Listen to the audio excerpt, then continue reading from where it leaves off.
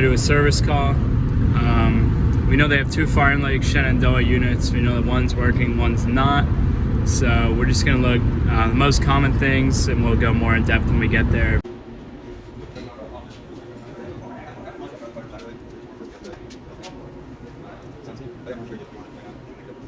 No, it should be fine. It's just good.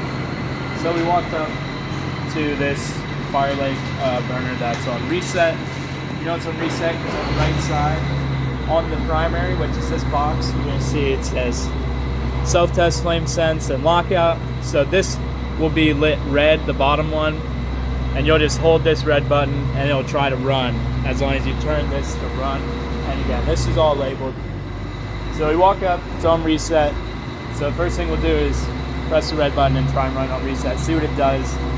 I am going to check and make sure that the heater's working, so you feel under here, got good heat. So we're just going to turn it to run. You're going to hold that red button down, and then you'll see these two lights over here, the yellow and green go, and it'll try to run.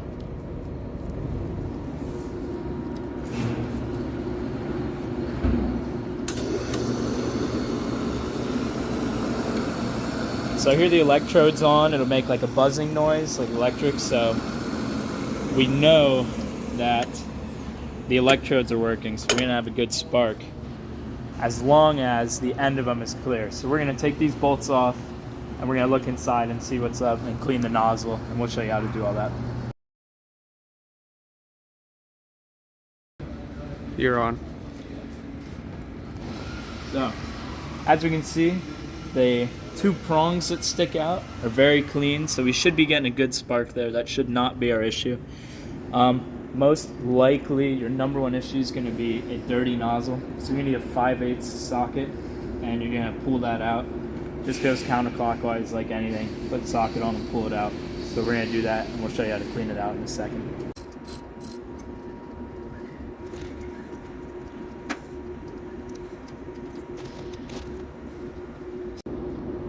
With these nozzles, there's three key parts.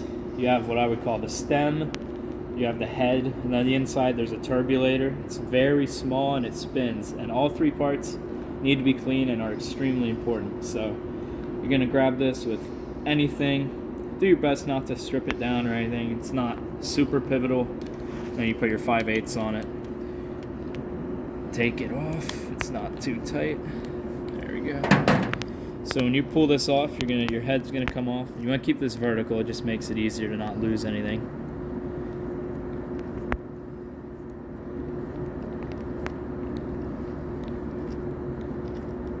You have your head, and then you have this turbulator here, which is just gonna sit on that, but it's very, very small. And you obviously have your stem. So the key is you just take it out. You're going to spray through it with brake cleaner or any type of cleaner that you would normally use. Wipe it down. And then you're going to look through each individual piece.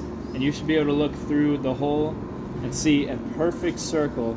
It's not going to show up on camera, obviously, but you're going to look at a light and make sure there's a perfect circle. So that guy's good. You're going to do that for every single part of the nozzle. Real quick. So now we know they're all clean. You're gonna take your nozzle or your line here, the bottom part. You're gonna hold it vertically. Put your turbulator in. That just sits like that. And you're gonna keep it vertical the entire time until it's tight. Put your head on. Spin it on.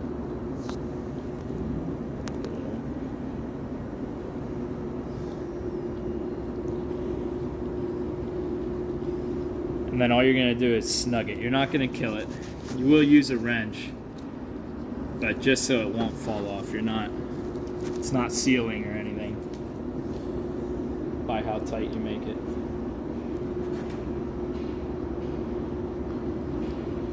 So you just put the 5/8 on again, and you just snug it. It's not coming off.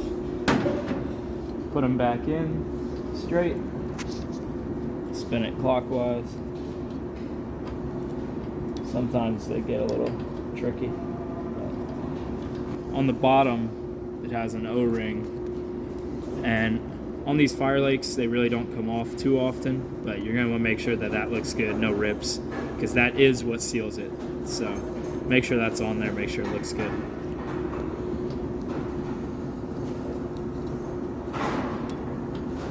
Also, there are many different types of nozzles for waste oil, so you're gonna wanna really make sure you have the correct one. For these Firelakes, they're almost all a -5, but if you look up your model or call the factory, whatever, you can figure out what you need for your model. Snug him. Now we're gonna close the chamber.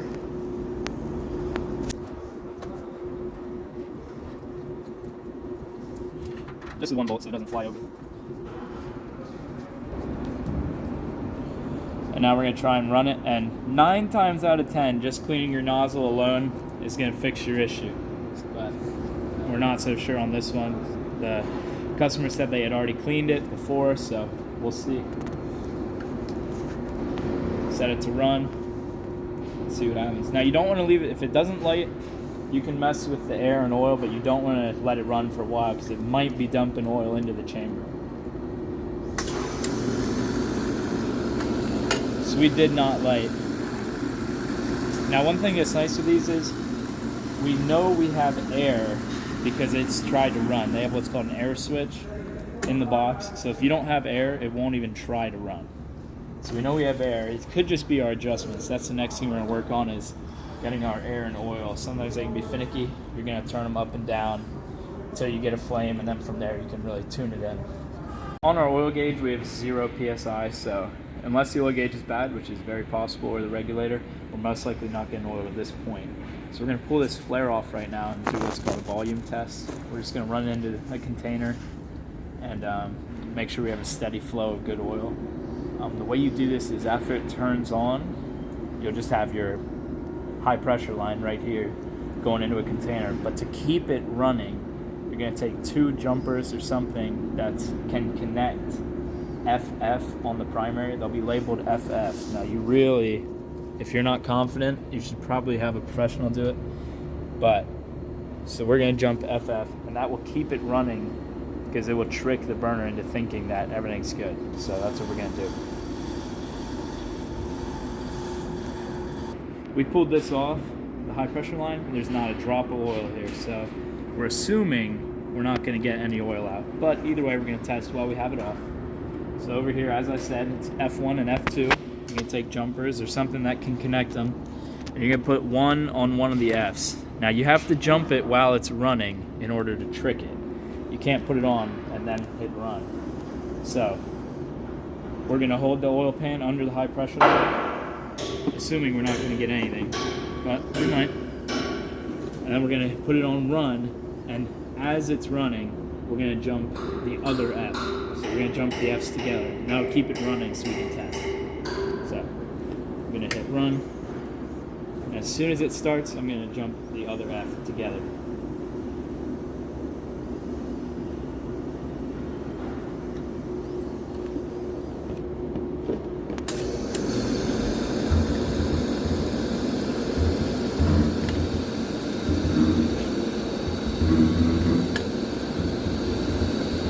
So as you can see, this is trying to run. There's excess oil in the block, but we're getting nothing out of the pump, so there's nothing to replenish it. So the spark and air are working great. We just have an oil issue. So most likely we're just gonna have to bleed the pump, the air out of it. So we'll show you that here in a moment. But clearly we're not getting oil, so we're gonna turn it off.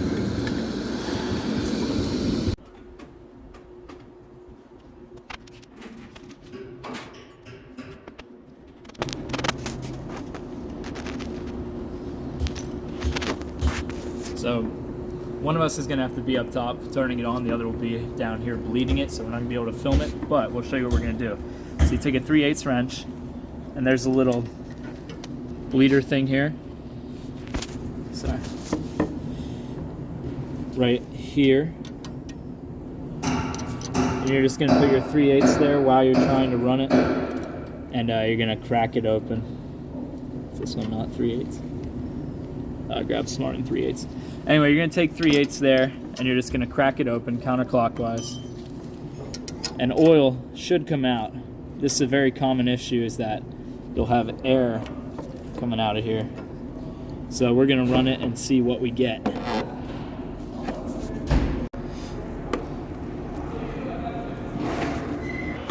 So we haven't actually started bleeding yet. However, the oil does not look right. It looks extremely thin and really watery. So that most likely is gonna be our issue. But we're gonna bleed it and see. So he's down there gonna bleed the pump while I turn it on from up here to run. Actually, there is a prime setting on these, which is really nice. So instead of even having to run the burner, I'm gonna turn it down to prime so he can bleed the pump.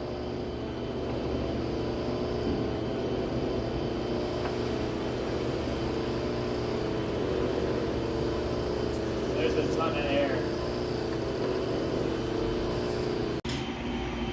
So we were getting a strange sound from the motor and weren't quite getting what we wanted on the oil. So he's gonna take that cover off of the top of the motor to see the inside, kind of what's going on while we bleed it. Now that he has that off, we're gonna go to prime again. It's spinning. And as you can see,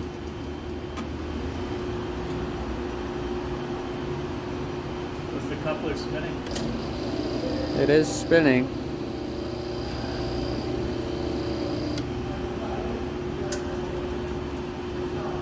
So we pulled the line off right after the pump.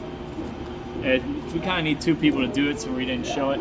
But then we put it down to prime, and we did not get a drop of oil out right after the pump. So there's either a blockage in the pump, filter, or tank, or one of the lines, or it's a bad pump. Most likely bad pump, but we'll see. So we're gonna drop this filter, make sure it's full oil, make sure it's clean. But the gauge on it is not reading a vacuum. So that doesn't really give us a hint whether it's a leak or the pump, but it's most likely the pump isn't pulling anything. So we're gonna pull it all apart and see what's up. Don't forget to turn off your valve before the filter. So I got this filter housing off, and you can see very, very clean. The oil is a bit runny, but it's diesel, so that should still burn fine, which kind of leaves us with the pump. So we're gonna look at the pump, replace that, and see what we got. Also, when we were running on prime to bleed the pump, we should see vacuum here as it's sucking the oil out of the tank, which we did not see. So we have oil, but it wasn't, so it really only needs the pump. So I put the filter back together. Meanwhile, we also had the pump replaced, so we just took out these fittings and swapped them into the new pump. You do have to make sure it's the right pump, because some are made for waste oil, obviously, and then some are for residential. We just took the same number, the 7740, which is for waste oil. Now we're gonna bleed this one, and we should get straight oil.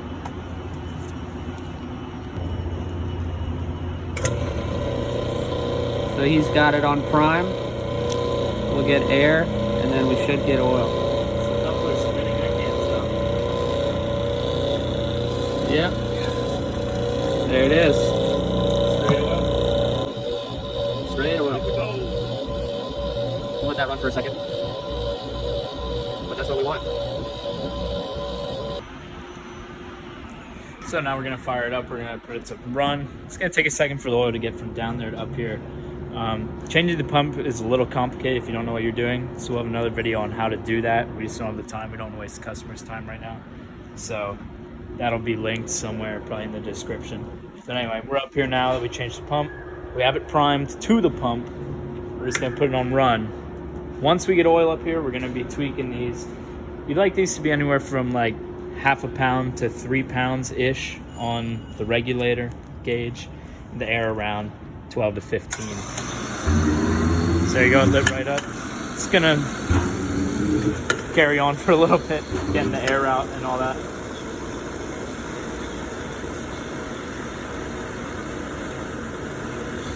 So now we're getting oil on our regulator.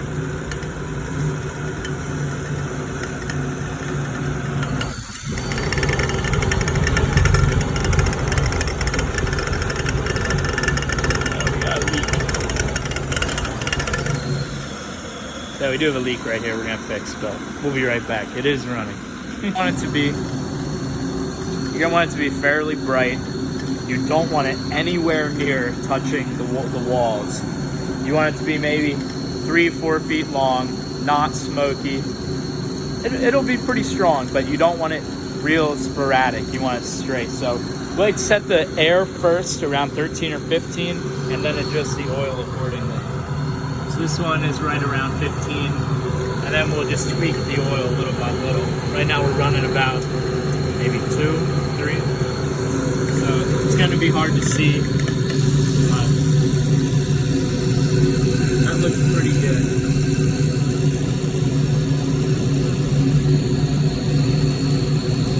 It's pretty hard to see on camera. It doesn't really look how it actually looks, but you're gonna want a fairly straight, long flame, but not too long. You want a little width to it.